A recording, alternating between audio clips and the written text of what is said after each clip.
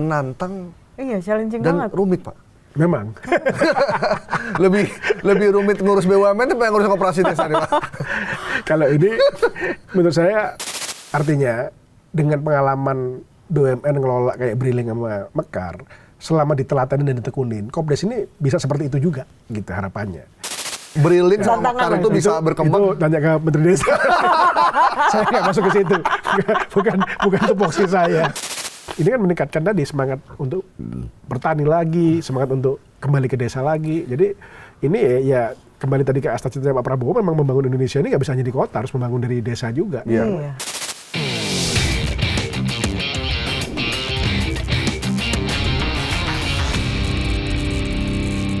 Sekarang lagi ramai namanya Koperasi Desa Merah Putih. Sebenarnya koperasi kan dari dulu ya Mas Gaby? Ada dari dulu. Jadi ini relaunch tanggal 12 kemarin launching. Ya. Dan targetnya 81.000. Bahkan katanya menjadi koperasi terbesar di dunia yang pernah ada. Wih. Tapi kita tanya aja sama orang yang paling tahu soal ini. Pak Kartika Wiroatmojo. Pak Tiko aja. Pak Tiko. Kan pertama nama panjangnya dulu Pak Tiko. Audien harus tahu nama panjangnya. Walaupun Karena dikira perempuan. Iya. Pak Tiko, kenapa sih Pak BUMN ikut terlibat Pak dalam? Ya, mungkin cerita dikit ya mengenai koperasi sendiri. Jadi koperasi desa ini yang unik ada 3 hal. Pertama, dia ini adalah hasil musyawarah desa. Jadi kalau koperasi biasanya kan memang ada pengurusnya, ada anggotanya kan. Nah kalau ini memang milik desa. Makanya waktu pembentukan kemarin yang 80.000 itu ada namanya Musdesus, musyawarah desa khusus. Jadi ini lahir dari keinginan masyarakat desa untuk koperasi desa yang milik bersama. Anggota koperasi seluruhnya itu adalah anggota penduduk di desa itu. Itu satu, jadi dia milik desa. Yang kedua, ini memang menjadi kepanjangan tangan dari pemerintah dan nantinya BUMN juga masuk untuk bisa menjadi kaki untuk mengelola bahan-bahan pokok. Karena kan ini kan kita punya kan pupuk, LPG, beras, minyak, gula gitu kan. Nah ini kan selama ini kan memang ini distribusinya sampai dengan ke masyarakat itu channelnya kan rumit, channel rumit. Nah pemerintah ingin ada direct outlet yang kita bisa langsung intervensi dari penugasan pemerintah ini bisa sampai ke masyarakat dengan harga yang tepat gitu ya, sehingga ketersediaannya maupun harganya sesuai dengan yang diharapkan pemerintah sehingga masyarakat bisa dapat akses ke beras yang SPHP, ke LPG 3 kilo, ke pupuk subsidi dan sebagainya. Nah yang ketiga memang ini harapannya juga karena ini kolektif di desa, harapannya ini membuka juga keinginan dan juga kemampuan masyarakat desa untuk menjadi pengusaha yang terstruktur dengan skema kelembagaan. Gitu. Kalau kita lihat kayak di Belanda, koperasi susu kan besar banget tuh di Belanda. Ada Coop, itu kan Noserba di Eropa yang milik koperasi. Nah, harapannya masyarakat desa ini sebenarnya kan tidak buta bisnis. Saya udah keliling ke desa-desa ini, sebenarnya orang desa juga ngerti bisnis juga. Mereka udah tahu kalau dia nanam padi, harga pokoknya berapa, dijual berapa, marginnya berapa, dia nanam tebu atau dia nanam kopi. Jadi mereka sebenarnya bukan yang nggak ngerti bisnis, tapi kan perlu dilembagakan supaya menjadi skalanya signifikan dan nanti hasilnya bisa dibagi merata di seluruh masyarakat desa. Nah harapannya yang ketiga ini memang jadi usaha bersama kolektif. Itulah membedakan koperasi dengan PT kan. Kalau PT kan milik individu. Ya ini, tapi memang dengan yang ketiga ini yang nggak mudah bagaimana membuat para pengurus ini benar-benar bertanggung jawab terhadap seluruh anggotanya itu. Gitu. Nah, bertanggung jawab terhadap anggota itu penting tuh Pak. Sangat. Karena banyak pengurus yang bola di uang koperasinya. Betul. Ini sebenarnya salah satu supaya nggak terjadi kisruh gas LPG 3 kilo yang kayak kemarin ya Pak ya? Ya semua barang. Kan kita pernah ngalamin waktu itu harga minyak, ya kan, beras segala macam. Nah, harapannya dengan kita punya distribusi langsung sampai ke pengecer ini dan langsung ke masyarakat ini, pemerintah punya lebih punya instrumen untuk mengontrol barang ini sampai di instrumen ini sampai dengan ke masyarakat dengan kualitas dan harga yang tepat. Jadi maksudnya nih koperasi Desa Merah Putih ini akan jadi kayak grosir gitu Pak ya? Grosir, tapi juga pengecer juga. Pengecer juga. Jadi tergantung barang nanti. Okay. Barangnya. Tapi itu kan baru awal Pak ya. Nanti ini baru awal dulu. Nanti setelah itu kan harapannya juga di desa ini kan ada potensi lokalnya. Ya. Misalnya desa perikanan, desa nelayan, dia punya potensi untuk nanti punya cold storage untuk dia ekspor ikan misalnya. Desa kopi, dia punya roastery, nanti di packaging, di ekspor. Desa wisata, kita punya binaan di BRI, contohnya desa wisata. Jadi nanti yang organik bisnis yang sesuai dengan lokal ini juga harapannya nanti bergabung di situ. Jadi tetap ada bisnis yang seragam, yang pemerintah top down memberikan ini, yang menjadi distributor dari berbagai bahan pokok yang di drive sama pemerintah. Tapi juga kita ingin juga ada kearifan dan potensi lokal yang digali oleh pengurus sendiri dengan masyarakat juga yang menjadi kekuatan mereka sendiri. Ini kebetulan terakhir saya ke Kintamani, salah satu mock-up kita itu dia penghasil kopi dan jeruk. Dan kopi jeruknya itu diekspor gitu. Jadi ya itu harusnya nanti bagian dari koperasi ini juga gitu ke depannya. Harapannya seperti itu. Jadi mesti digaris bawahi nih, berarti bukan koperasi simpan pinjam ya Pak ya? Bukan. Biar jelas nih, karena Itu banyak pasti. orang pengen pinjam duit soalnya. Betul. Nah ini menarik saya tambahin. Jadi kan salah satu yang kita jadikan pelaku dalam ekosistem ini kan Bank Himbara, ya kan? Iya. Nah Bank Himbara kan semua orang sekarang udah ngomongin akan memberikan kredit, itu nanti saya bahas kredit gitu kan. Tapi yang menarik kan gini, mungkin pernah dengar Briling. Briling, ya, agen itu kan Briling. udah 1,2 juta. Iya. Ya. Harapannya koperasi ini juga agen kan, baik agen Briling atau agen BNI atau agen Mandiri. Nah harapannya nanti itu kan masyarakat juga terbiasa dengan transaksi non cash. Tapi juga mereka juga bisa mengakses KUR juga.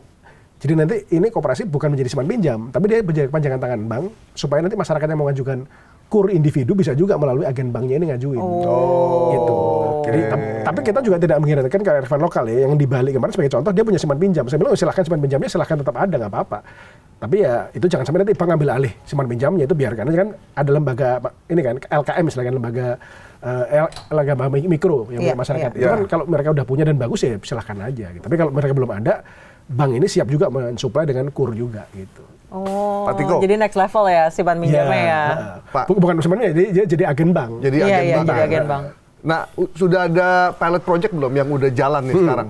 Udah ada belum di kita ada ini kan yang kemarin diresmikan ada 103 itu kan, 103 mock up itu udah berjalan ya belum lama ya, baru berapa minggu ini kan. 12 kita monitor sebagai contoh yang kemarin diresmiin di Klaten itu kan udah ada penjualannya kan. Sebulan ini udah jualan sekitar 3 juta gitu per hari gitu ya. Nah, itu kita lagi cek terus lah ini putarannya seberapa besar kan. Kan kita harus ngitung tadi, oh dia tuh yang laku SKU-nya apa nih? Apakah pupuknya yang lebih cepat, apakah berasnya, terus dia volume usaha seperti apa. Dan ini kita lagi piloting, kita pantau kan. Sebenarnya kalau desa di Jawa yang penduduknya 1000 KK misalnya gitu, itu barang apa aja sih yang dijual di situ? Yeah. Apakah berasnya yang laku, apakah minyaknya yang laku, apakah gulanya yang laku. Nah itu kita lagi ngukur sekarang. Supaya nanti pada waktu kita roll out nasional ini, ya tergantung skala desanya. Kalau desa terpencil di NTT penduduknya cuma 100 KK, ya mungkin nggak akan sebesar koperasi yang di Jawa Tengah atau Jawa Timur yang penduduknya 1000 KK dan punya ekonomi besar gitu. Jadi ini Himbara juga harus punya tiring sesuai dengan kapasitas desa tadi itu. Desa ini tidak seragam, jadi tidak berarti semua desa dapat 3 miliar gitu, enggak. Itu plafon aja, itu tergantung kemampuan desa untuk berbisnis juga. Gitu. Jadi memang BUMN terjun ke situ untuk mapping ya Pak ya? Betul. Jadi, kenapa diterjunkan BUMN ke situ? 3, pertama kan Himbara pasti untuk nanti memberikan pinjaman kan. Iya. Satu, nanti kita bahas mengenai pinjaman ini. Kedua kan tadi memberikan bisnis yang tadi pupuk, Pertamina, Bulog, dia sebagai retailernya mereka kan. Iya. Jadi mereka sebagai kakinya pemerintah untuk menjadi retailer dari berbagai produk bahan pokok tadi itu kan. Nah yang ketiga harapannya juga membina kan Pak. Harapannya kita juga nanti Himbara ini termasuk Telkom ini lagi bangun sistemnya. Jadi kita lagi bikin sistem kayak sistem simple lah ya, kayak simple. Kalau kita punya tos serba kan ada sistemnya. Nanti ada EDC-nya juga sama Himbara. Harapannya itu transaksi ini semua kan tercatat secara elektronik dan cashless kalau bisa ya, walaupun pasti ada cashnya juga lah ya. Tapi transparansinya setiap bulan harusnya reportnya keluar gitu. Dia punya uang cash berapa, punya inventory berapa, sehingga potensi tadi penyelewengan oleh pengurus juga kita harapkan juga menurun gitu loh dengan kontrol sistem ini. Kalau sekarang kan banyak kan koperasi kan nggak ada sistemnya dan nggak ada pelaporan rutinnya. Nah ini harapannya itu juga kita bangun sistemnya juga. Itu yang membedakan Koperasi Merah Putih dengan koperasi yang udah ada sekarang. Nah yang 103 itu semuanya dari existing yang direvolusikan atau gimana? Jadi ini menarik. Banyak orang kan nanya 80.000 itu. Jadi sebenarnya yang 80.000 ini kemarin kan kelembagaan. Makanya kan kalau lihat tuh kemarin kan di panggung itu bahasanya kan peluncuran kelembagaan. Jadi ini baru kelembagaannya. Kelembagaan dalam artian mereka udah ada izin dari AHU. Jadi pendaftaran sebagai Koperasi Merah Putih. Nah sekarang ini lagi proses. Jadi selama Agustus September ini harapannya mereka mulai nyusun pengurus. Jadi, dan kita dibantu dengan Dinas Koperasi, kita akan mulai nanti membangun Satgas Nasional untuk implementasinya. Jadi ini masih kita baru mulai ini Satgas untuk implementasi. Nah implementasi ini ada beberapa bagian. Pertama tadi implementasi sistem. Kemudian pembinaan, mereka diajarin kan untuk bikin business plan dan sebagainya. Nah harapannya nanti bulan mungkin September Oktober mereka udah punya pengurus, udah kita ajarin bikin proposal bisnis dan udah ada sistem, dan baru mereka ngajukan kredit ke bank untuk dapat modal kerja dan untuk capex-nya gitu. Jadi ini baru berjalan. Jadi mungkin baru Oktober nanti baru mulai ini benar-benar beroperasi dan cair pinjamannya itu. Jadi ini lagi berproses gitu. Jadi tetap ada verifikasi ya, Pak? Nah, itu penting. Jadi kita sepakat dari awal bahwa ini tetap harus ada bottom up proposal dan bank tetap memverifikasi. Jadi tidak kemudian top down dikasih berapa, enggak. Jadi itu tetap bank harus memverifikasi. Nah, kalau cuma top down itu saya mau juga bikin koperasi. Nah itu yang selama ini mungkin persepsinya agak beda. Nah itu. Jadi 3 miliar itu plafon. Dan tadi kita juga mengukur kan skala desanya, dana desanya, tergantung skalanya. Nanti mungkin dia cuma ngajukan 300 juta, apa 1 miliar, atau 1 juta. Nah itu ada 2 juga, ada capex. Nah capex ini kan untuk bangunan, kendaraan, misalnya dia butuh bikin gudang atau butuh truk, ya itu kan yang mengajukan. Tapi sesuai nggak dengan dia desa pertanian? Oh dia butuh gudang untuk gabah, dia butuh truk untuk distribusi atau bawa gabahnya ke kota. Oke. Nah itu kan nanti misalnya 400 juta misalnya gitu. Terus nanti modal kerja tadi untuk dagangan. Nah, mau dia buat dagang LPG, dagang itu berapa? Jadi nanti akan ada 2 loan tadi, loan untuk yang fisik tadi itu sama loan untuk yang stok itu. Jadi itu nanti mereka harus bikin proposal. Kita lagi siapkan template proposalnya supaya nanti seragam. Jadi kalau ngajuin loan juga masing-masing punya standar template yang nggak beda-beda gitu. Nah, yang mensupervisi itu Satgas, Pak. Yang proposal sampai nanti jalan itu Satgas atau jadi sebenarnya secara tupoksi kan ada dinas koperasi sebenarnya. Jadi kalau kelembagaan dan pengurus ini harusnya dinas koperasi di bawah Kemenkop gitu kan. Tapi untuk tapping bisnisnya kita bantu melalui Satgas. Oke. Karena kan kalau secara tugas fungsinya kan memang tugas fungsinya Kementerian Koperasi ya, dinas-dinasnya kan mereka punya dinas juga kan. Jadi mereka lah yang nanti yang memastikan kelembagaannya, pengurusnya itu ada. Tapi kita bantu waktu mereka tapping bisnis dan mengajukan loan, kita bantu oleh BUMN di situ. Nah, barang-barang untuk ngisi retail store Koperasi Merah Putih ini kan dari BUMN, Pak. Distribusinya juga berarti Pos Indonesia. Yes. Punya BUMN saya semua. lupa sebut Pos juga. Jadi emang ini kita bangun ekosistemnya kan. Jadi ada ekosistem sembakonya ini kan, barang-barangnya tadi itu ya termasuk di situ ada Bulog, ada ID Food ya. Dan terus logistiknya kita bantu dengan Pos, karena Pos kan udah punya jaringan. Jadi nanti kita kan punya gudang-gudang nih, gudangnya Bulog, gudangnya ID Food. Ini kita jadikan sentra-sentra untuk memberikan supply distribusi barangnya ini. Jadi kita lagi bangun juga jaringannya. Karena kan misalnya tadi daerah Mojokerto, Sidoarjo misalnya gitu ya. Ini kan nanti gudangnya di mana nih? Dia kalau ngambil pupuk dari mana, ngambil LPG-nya dari mana? Itu kita lagi desain ekosistemnya ini.